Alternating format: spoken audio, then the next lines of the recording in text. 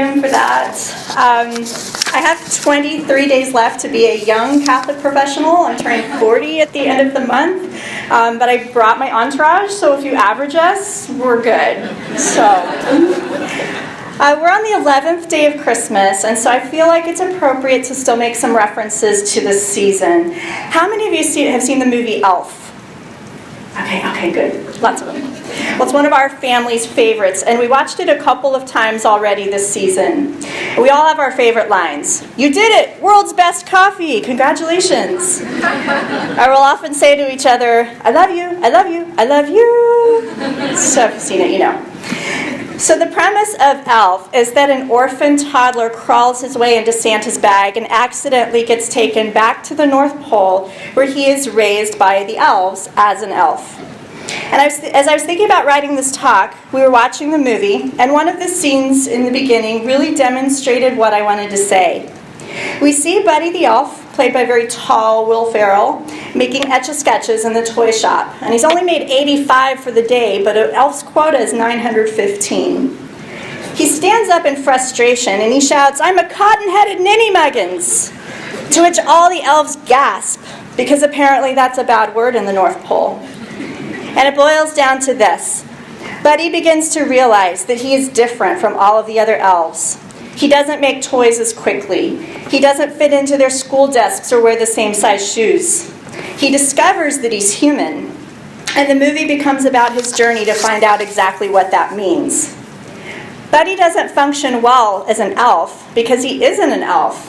Buddy was not doing what he was created to do. And this is the analogy I'd like to talk about. You see, we're always being asked the wrong questions. When we were children, we were asked, what do you want to be when you grow up? And later on, where do you want to go to college? What do you want to do? Or we grew up with expectations around us. Your parents wanted you to do this. Your friends wanted you to do that. A professor wanted you to do something else. But how about this question instead? What were you created to be? You see, to be young Catholic professionals says that there is something different about you. It says that you don't answer to your own authority or that of any of the voices around you. You answer to God, period. So when you quiet all of those noises and spend time in prayer, ask, what was I created to be? And you'll find when you discover that answer and pursue it, you'll find an inner peace that you didn't know existed. And when you work on what you're created to be, things like promotions and prestige and profit will be far less important to you than contentment, compassion, and character. When you're doing what you're created to be, you'll discover that you are a servant, an instrument of God designed for a specific purpose, and you can very much live that life in your business. So I'm going to share with you a little bit of my story and how that concept of discovering what I was created for came into my life. When I was a little girl, I wanted to be one of three things: a writer, a Broadway star, or the one to discover the secrets of the Loch Ness Monster. And I realized by 5th grade that Nessie probably wasn't lurking in the dark Scottish waters waiting for me to find her. And chorus girl after chorus girl role showed me that I didn't have either the talent or the drive to make it all the way to Broadway. I did still find a great attraction to writing, and I dabbled in that here and there. At age 18, I earned a full academic scholarship to a private college and began studying political science. 2 years in, I was learning so much more on the campaign trail than I was in the classroom, so I set off for Washington, D.C. for an internship with a great political group. I had some prestigious job offers come my way, and I thought that I was set. I was going to set the political world on fire. But God had other plans. A friend of mine had once asked me what I look for in a guy. I told her I like guys with brown eyes, brown hair, Italian descent, Catholic, and a Marine. And to add to that, I liked last names that started with D something. Not like the letter, but I had a friend in high school with the last name of Di Gregorio, and my maiden name was German. I'll just leave it there. And I thought that would be a boost up. So it was a very deep and profound list. 3 days into my internship, I learned that one of the new interns arriving that week was named Rob DiMaio. And my first thought was, I like his last name. And it turned out that Rob DiMaio had brown eyes, brown hair. His father was from Sorrento, Italy, and he was raised Catholic. And he came downstairs one night wearing a sweatshirt that said USMC, United States Marine Corps. So I kid you not, God had listened to my silly little list, perhaps in an effort to make it really obvious to me that I was supposed to be with this person that he had placed in my life. So at the young age of 20, I was engaged to be married, and 2 months later, I was Mrs. Rob DiMaio and a new citizen of San Francisco, California, where we had moved to work in his family's freight forwarding business. We married quickly because we didn't want to live together before getting married, and I know that's really a shocker in this day and age. So conventional worldly wisdom would tell you that it was crazy to get married so young and so quickly, and ridiculous to leave college, and scary to leave my family and move all the way to the other side of the country. But as I look back on my life, my greatest successes are those that were the opposite of what the world told me to do and were in line with what God was telling me to do, what God created me for. And every one of those steps has had God's signature all over it. Crazy step number 2 came 4 years later when we were living in San Francisco. We had 2 daughters by this time, and Rob was earning good money in the family business. But as our young faith developed, we began to feel that it was no longer where we were supposed to be. We walked by the high school where our girls would someday be going, and it was filled with BMWs and Mercedes, but they weren't driven by the teachers. They were all driven by the students. And I was the only stay-at-home mom I knew. And our library had changed its story time from mommy and me to somebody and me. For real. I met way more nannies than I did parents. And, the world would have told us that we made it. We were living in a Rodeo Drive-like community. We were thriving on one good income. We were living in one of the most beautiful parts of the country. And I was still in my mid-20s. So we had it all as far as anyone could see. But things were off. As we drew closer to God, that restless feeling of being called to do something else kept growing. So without jobs, we packed and moved to San Antonio. We bought an old duplex from the 1960s, living on the small two-bedroom side to save money. The shiny metallic wallpaper came down, thanks to my husband. And bit by bit, we renovated it as our budget would allow. Rob found a job at the Home Depot paint department, and we lived off of our savings. Our plan had been for Rob to get his master's degree in education so that he could be a high school history teacher. But complications ultimately showed us that that was not what God wanted for us. So he got a job in the financial aid department at UTSA, and we made do with one car, clipped coupons, and lived a really simple life. A couple of years later, we had moved to suburbia, and our 3rd daughter was born. Rob still worked at UTSA, but supporting 3 children was becoming pretty tough on a small salary. It was important to both of us that I be a stay-at-home mom, but somehow we needed to do more. Around this time, we both went on our first Acts retreats, and our young faith started to grow even more. So at this crossroads, we prayed again. What do you want us to do next? Rob had the idea to turn over this question to Our Lady. So for 40 days, we prayed 40 memorare prayers each day. You may know this one, and if you do, I'm going to say it now, and please feel free to join me. Remember, O most gracious Virgin Mary, that never was it known that anyone who fled to your protection, implored your help, or sought your intercession was left unaided. Inspired by this confidence, I fly to you, O Virgin of Virgins, my Mother. To you I come, before you I stand, sinful and sorrowful. O Mother of the Word incarnate, despise not my petitions, but in your mercy hear and answer us. Amen. When you really need something, you go to Mom. And Mom delivered. On day 40, we were driving around with the idea that maybe we could find a house to buy and flip. It was becoming really popular. HGTV was just starting to get on there. So we called agents on 6 different signs, and nobody had called us back. And Rob turned to me and he said, we could do a better job than this. And I said, well, why don't we? And that spiritual lightning struck, and we knew exactly in that moment what God wanted us next to do. So we did. Now, the smart thing to do would have been to slowly do our classes and get licensed and dabble in it until we were making enough that we could wean ourselves out of Rob's job and benefits and then go full-time. But often the smart way is not God's way. God's way is one of trust and faith. We knew God wanted us to do this, and we were all in. So Rob quit his job, we lost our insurance, and we became full-time real estate agents. It allowed me to work from home and still be with our kids. So I'd love to report that we took the real estate world by storm and became Rookies of the Year and found great success right away. But I can't really report that. During our first year in real estate, after all the expenses we put into the business, our adjusted gross income was a whopping $6,000. We had 3 children to feed, a mortgage to pay, and a savings account that was going to need life support pretty soon. I won't lie and say that I wasn't fearful, and in fact, in this crazy life of 100% commission sales, fear has been my #1 battle. But I couldn't shake the knowledge that for some reason, this is what God had designed us for, this was His purpose, and we needed to press on.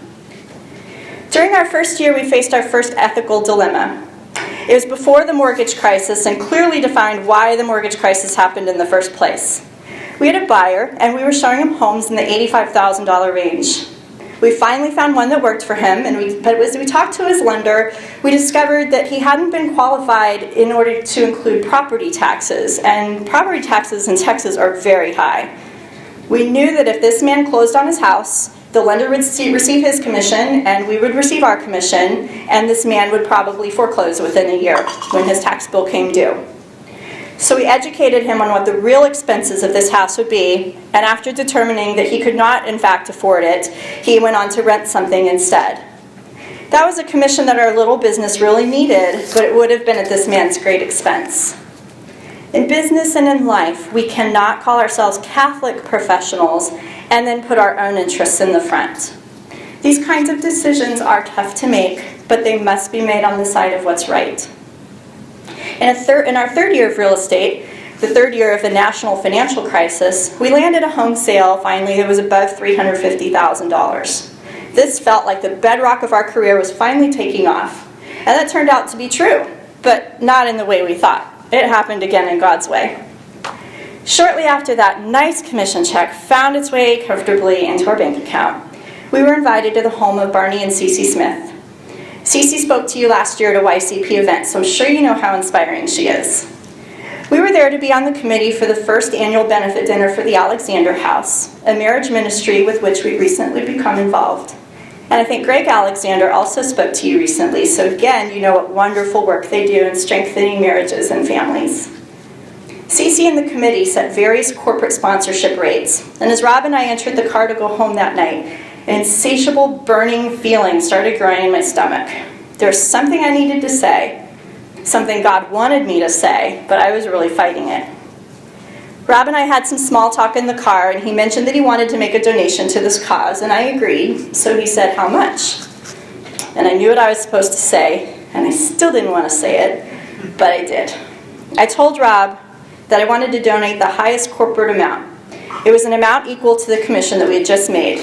The commission that was going to solve our problems, the commission that was needed by us in this fledgling business venture during a tough real estate market. But God wanted the whole thing. I was pretty sure I was off the hook, though. I said the amount, but I knew that my very frugal husband would talk me down from that kind of craziness, knowing that our family needed that money. But that's what happens when you marry a godly person. He's listening to God, too. So Rob agreed with me, and we needed to give over the whole thing. Great. As soon as we'd said it out loud, we both wanted to take it back. And yet the Holy Spirit was putting this on our hearts so intensely that we couldn't ignore it. And truthfully, what could we do with the money versus how could God use it to help save families from the emotional ravages of divorce? We'd seen how that tore people apart. And we knew that although it was a crazy thing to do in the worldly sense, that if God was asking for it, He wasn't going to abandon us. We're still weak human beings, though, so Rob had the very good sense to know that if we slept on it, we might change our minds and chicken out. So we called Cece that night at 10:30, and we made the commitment. Not long after that, our business picked up, and then it picked up some more. Our office's annual awards banquet came up, but we didn't go because one of the kids was sick and we stayed home. Suddenly, we started getting all sorts of phone calls and texts. Congratulations, congratulations. Why? We found out that we had been the big winners that year at the brokerage. Top team, top listing agents, top sales agents, top overall agents. We had to bring our kids with us the next day just to have enough arms to pick up all of the awards that we'd won. We were stunned. And we'd been so busy taking care of this suddenly thriving business that we hadn't stopped to count the numbers or look at rankings or anything like that. Father Karapi once said, "God cannot be outdone in his generosity," and this has proven to be true. Several years later, we've earned 10 of the industry's top designations, won the Texas Monthly 5-Star Professional Award 5 times, and 3 times won the Platinum Top 50 Award out of nearly 9,000 agents in San Antonio. How do you do it? Because if you look at it on paper, it seems like a lot. And there are many times I have to say no, or we have to continually reconsider things so we can maintain that balance and keep our sanity. But I can tell you this and ask you to consider it in your own professional lives. If this is about profit and prestige or any of that, then the fact is we couldn't do it. But because it is clearly what God's asking us, then as we've heard, nothing is impossible.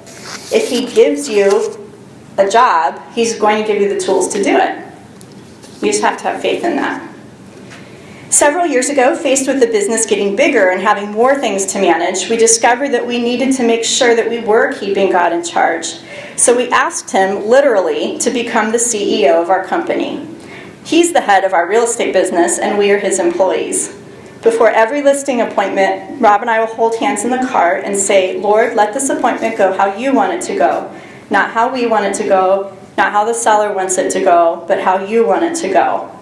And we emotionally disconnect from the outcome. He has called us to this, and he's taking care of things. So no matter what sales we get or we don't get, it's his business, and we just go where we're called. I hope that this is one of the things that you take home with you. Quiet all of the voices around you, push past fear and anxiety, and make God the CEO of your life and your business. If you're looking for love, ask him to be the head matchmaker. And then you just have to give into it. Give him the keys, let him be the driver, because the best outcome is going to be what he planned for you, not what you planned for you. So at the beginning of the talk, though, I told you that I always wanted to be a writer, and as you heard in my introduction, which I'm going to pay Kim later for all her plugs, I have had some recent success with that. As I was writing this talk, I struggled with which way to go with it. Do I talk about real estate or do I talk about writing? Which one would be more helpful to you? But as I prayed about it, I realized that it's not about the specifics of either profession. The common ingredient to both of them is doing what God designed you for. At the end of the talk, there will be a question and answer period, so feel free then to ask me about anything that I have said or about specifics about either of those things. Or you can contact us privately. Because there is a lot to say about being Catholic in your professional life and how to be ethical and maintain your values. But on to the new chapter, so to speak, that God is writing in my life. So rewind 6 years ago. I'm driving a van full of kids, and my iPod is shuffling through the 5,000 songs I have on it. I had just finished tearing through all 4 books of the Twilight series, screening it before my daughters could read it, and I was in the mood to write. Stephanie Meyer had written that series while carting 3 kids to swim team practice, and I thought for the first time, if she can do it, I can do it. And my husband was always telling me I could do it. But what was I going to write about? And did I really have a novel in me like I'd always dreamed? So as my iPod was bouncing between all sorts of genres, one of my favorite old songs came on, Eleanor Rigby by the Beatles. And if you know that song, you know that there are 2 characters in it, but you don't really know anything about either one of them, Father Mackenzie and Eleanor Rigby. And although I've heard it 1,000 times, questions suddenly entered my mind. Who were they? What if they'd known each other? What if they had a history? The thread of a story came to my mind, and when I got home, I scribbled down 15 plot points. And for the next 6 weeks, while my heroic husband did diapers, cooked meals, and ran our business, I wrote a complete first draft. Dr. Pepper was also very instrumental in that happening. Voila! I gave it to my parents and some friends who all declared it a masterpiece, and I boldly sent it out into the world of literary agents, wondering when a big New York publisher was going to send me my advance check. And that's not what happened. As rejection letters started pouring in from people who were not related to me, I realized that although I had a good concept on my hands, it needed a lot of work. That took me through years of writers' conferences and study and rewrites and rewrites and rewrites, and something began to emerge that looked almost nothing like the first draft. In fact, it is now a World War II era novel with differently named characters. Although the possibility of success with this venture started to seem more real, there were still roadblocks. And at one point when I was dejected, a friend said, "Camille, if God didn't want you to write, he wouldn't have given you the gift. He gave you the gift for a reason." And here we are back to our theme. I just needed somebody else to remind me. Publishing this book was not about me or my dream or seeing my name on the cover, even though that's all really nice. My gift of writing was exactly that, something that God gave me because there was something that he wanted me to do with it. At that point, summer 2014, I turned the whole project over to God. I'm sure you've heard that phrase, "I must decrease so he can increase," and that's what happened. I detached myself totally from the outcome. I still worked very hard, but I didn't get as emotionally invested as I had once been. I simply lived by the philosophy that if God wanted it to happen, it would. And if he didn't, then this was one big lesson for me, one that taught me a lot and helped me meet many other amazing writers. So again, in listening to God and discerning what you were designed to do and what your purpose is, you'll be amazed at how calmly you can approach both successes and disappointments because you've begun to realize one thing: it's not about you. Apparently, this is what God designed me for. It was in October of 2014 that I got a chance to give a copy of my manuscript personally to Paul McCartney, and he began to read it to a crowd of 1,700 people. Now, let me just pause here and say that if nothing else ever happened with this book, the fact that I got to meet Paul McCartney and tell him that a song inspired my writing, I could end this talk and pretty much say my life was complete. But with God, there is always more. In December of that year, I had not one but two agents who were interested in representing the book in an industry where the rejection rate is 94%. Early in 2015, we had a publisher who was indicating great interest, and in May I had a book deal. Now I have to apologize to my agent here. She had worked so hard for me, and she got to make that call that is every writer's dream. You got a book deal! And when she called me, which was, I know, her favorite part of the job, I was so completely committed to whatever God wanted, and I was so detached from the outcome that I thanked her very politely. And it wasn't until we'd hung up that I realized I'd robbed her of her own excitement in that moment by being so nonchalant. So I sent her a lengthy and enthusiastic email, and I've truly tapped into that excitement ever since. And I've learned that being detached doesn't mean that you can't have joy. It's just joy in doing God's will. We've completed the editing process. The cover art is just about finished. It's already on Amazon. I even have an author page. I've already submitted book number 2 for consideration, and my agent said that's looking really good. I don't know where the future leads, not only the distant one, but the nearby one. The questions of what am I designed for, or what is my purpose, is not merely a life plan question. It is a minute-by-minute, day-by-day question. I pray over my keyboard every time I sit down to write to make sure that I say what God wants me to say. We pray over every real estate transaction that it will go how God wants it to go. For all I know, he wants me to become a marathon runner, although it's unlikely because I'm not even good friends with my treadmill. And it was not my New Year's resolution, Father, because I just know myself. But if that's where God leads, I'll go there too. The question can be asked as a young Catholic professional about your business, your career goals, your relationships, your children, how many children to have, which trips to take, which house to buy, what to make for dinner. Seriously, we are but tiny ants in comparison to this immense God who knows everything, and he knows how it plays out for our betterment and our design if only we get out of our own way and have the humility to admit that he has a much better plan than we do for ourselves. So I stand before you as someone who's done things pretty differently. I didn't graduate from college. I married very young. I don't have my MFA to have written. I've been married for 10 years longer than the national average, had double the national average of children, supported my husband in walking away from a great job to move to a retail job halfway around the country. We gave away one of our first big commissions, and we continue to stay detached and pray for detachment from what tomorrow brings. Every crazy decision we've made that has put God's will at the center has become a success. And Mother Angelica has a great quote. It's, in order to do the miraculous, you have to be willing to do the ridiculous. We've always liked that. And we found that on the things where we focused on our own will, they never go very well. So when you're living what you're designed for, and when you're not comparing yourself to what other people are designed for, when you are not a cotton-headed ninny-muggins for trying something that you're not, you do in fact discover that you have everything you need, and that is pure joy, and that is having it all. So please, my fellow Catholic professionals, consider incorporating this philosophy into your life, and I assure you of twists and turns that you never imagined, all for your good and for the glory of God. And I'll be happy to answer any questions you have on this or any industry-related matters.